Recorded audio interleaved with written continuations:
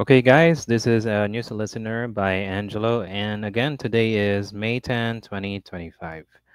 Okay, guys, malapit na yung eleksyon, and again, pipili na naman tayo ng mga kandidato para maging senador.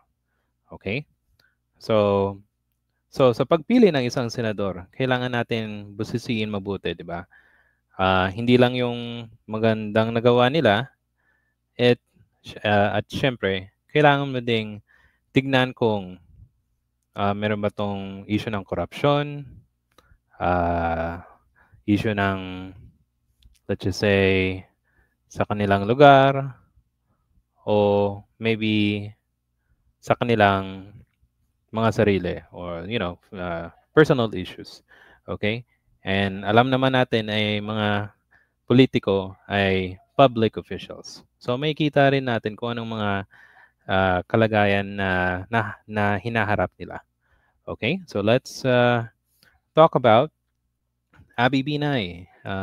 And sabi dito, let's have a little introduction of senatorial aspirant Abby Binay. So sabi dito, nasa number 9 siya sa balota.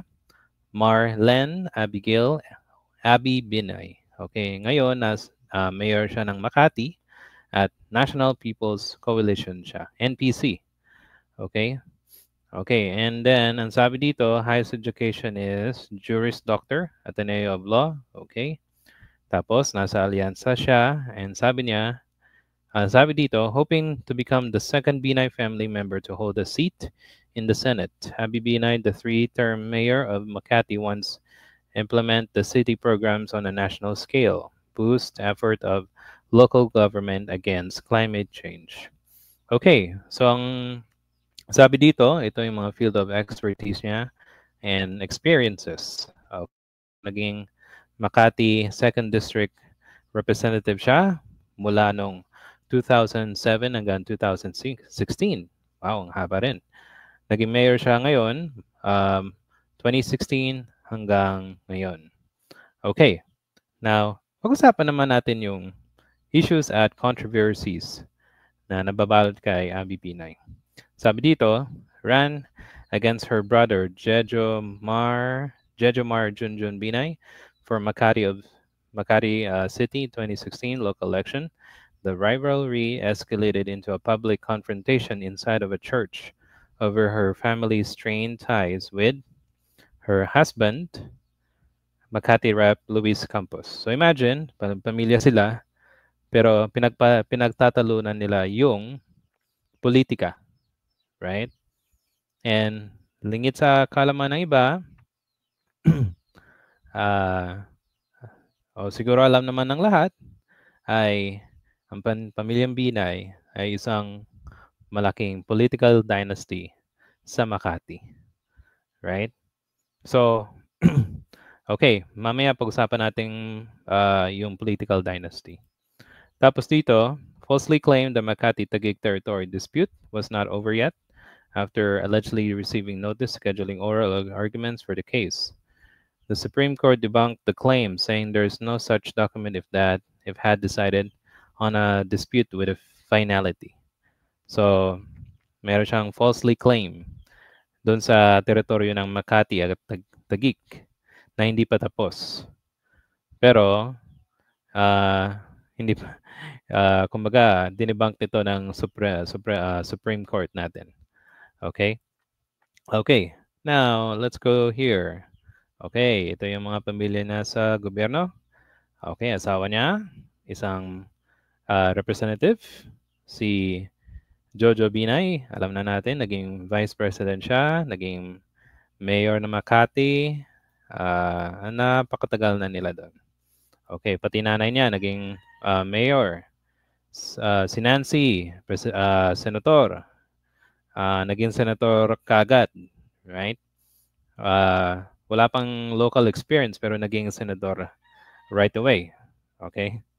And si Jojo, naging mayor noong 2010 to 2015. So grabe, di ba? Political dynasty ng pamilyang Binay. So punta naman tayo dito sa top 10 concerns. Okay, vows to replicate Makati's program. So ilalagay niya yung programa ng Makati sa buong bansa. Okay. And pushes tax exemption sa 13-month.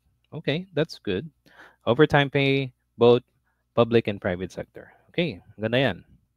Calls for a more aggressive approach in going after rice cartels and smugglers. Ang problema, si Bongbong Marcos, yung pangako niyang manghuhuli ng smugglers, hindi pa nangyayari. So, Mr. President, so kailangan mo ng bilis-bilisan. Kasi yung pangako mo, matagal na. Hindi mo pa tinutupad. Okay, wala siyang opinion sa West Philippine Sea, sa drug war, okay, nag-disagree siya. Okay, and sa disaster, okay, more resilient and sustainable. Okay. Now, what's interesting, saying running for a Senate seat has been a long time coming through, although she finds it nerve-wracking. Okay. Well, ibang level yung national post, di ba, yung mga senator. And siguro nag-iba yung feeling niya kasi parang nakakabigla na, okay, magiging senador ako. Gusto ko maging senador. Okay. Now, guys, let's talk about political dynasty and why is it wrong?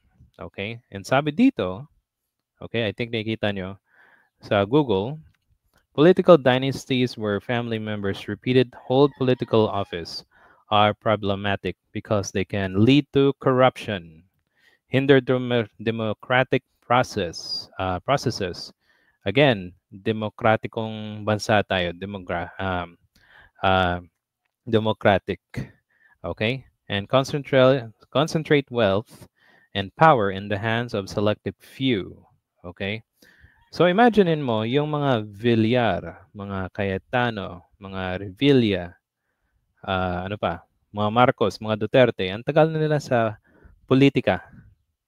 Naging maganda ba ang bansa? Yun, di ba? Isipin lang natin. So again, yun, ang daming problema ng political dynasty. And yan ang mga reason na hindi tayo umaasenso. Okay? So there's a lot to talk about it, okay? But again, for me, kung boboto tayo, pumili naman tayo ng hindi na doon sa mga mayayaman na pamilya, okay? Mga dynasty. Tapos yung mga negosyo nila, yun ang maasenso. Pero tayo, nasan tayo? Yun. Tanong natin sa sarili natin, nasan tayo? Ang yayaman nila, 'di ba? Okay, thank you guys for listening. Please like, subscribe, and comment to support this channel. And definitely gagawa ko ng mga videos